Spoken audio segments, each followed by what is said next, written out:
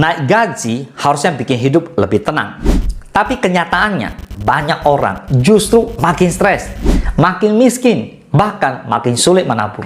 Pertanyaannya, kenapa gaji naik tapi tabungan tetap nol? Fenomena ini disebut lifestyle inflation. Ketika penghasilan naik, pengeluaran ikut naik, bahkan lebih cepat. Awalnya gaji naik sedikit, lalu mulai beli barang branded. Gaji naik lagi, pindah ke rumah atau mobil yang lebih mahal. Tanpa sadar, setiap kenaikan gaji langsung dimakan gaya hidup. Masalahnya, ini seperti lingkaran setan. Semakin besar gaji, semakin besar cicilan dan pengeluaran. Tidak ada ruang untuk menabung atau investasi. Akhirnya, penghasilan memang naik, tapi kondisi finansial tetap hidup pas-pasan. Kenyataannya, bukan jumlah gaji yang menentukan kaya atau miskin, tapi cara kamu mengelolanya.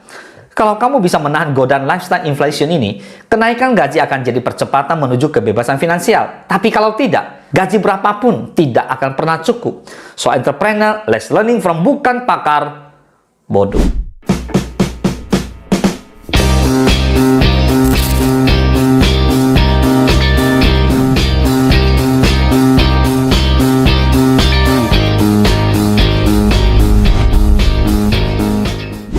Sekarang mari kita bahas 5 cara mengalahkan lifestyle inflation supaya kenaikan gajimu benar-benar bikin hidupmu naik kelas, bukan makin terjebak miskin bergaya.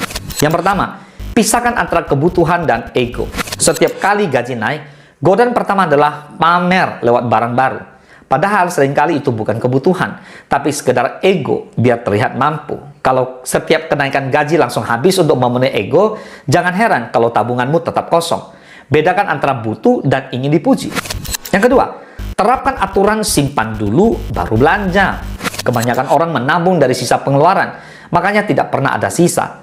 Ubah strategi, setiap kali gaji naik langsung tambahkan persentase tabungan atau investasimu sebelum memikirkan belanja. Kalau sebelumnya 10%, naikkan jadi 20-30% lah. So, jangan biarkan gaya hidup kamu mengalahkan masa depanmu. Yang ketiga, gunakan kenaikan gaji untuk mengurangi beban, bukan menambah. Alih-alih menambah cicilan baru, gunakan tambahan gajimu untuk melunasi utang lebih cepat atau memperbesar dana darurat. Dengan begitu, kamu makin ringan dan aman. Lifestyle inflation bikin orang tambah beban. Mental investasi bikin orang tambah lega. Yang keempat, belajar hidup di bawah standar kemampuanmu.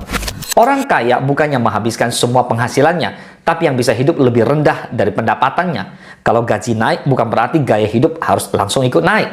Pertahankan standar sederhana, biarkan selisihnya yang bekerja untuk masa depan.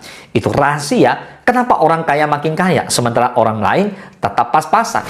Yang kelima, alihkan tambahan gaji ke aset produktif. Setiap tambahan gaji jangan buru-buru habis dikonsumsi. Masukkan ke aset yang bisa bertumbuh, reksadana, emas, saham, atau usaha kecil.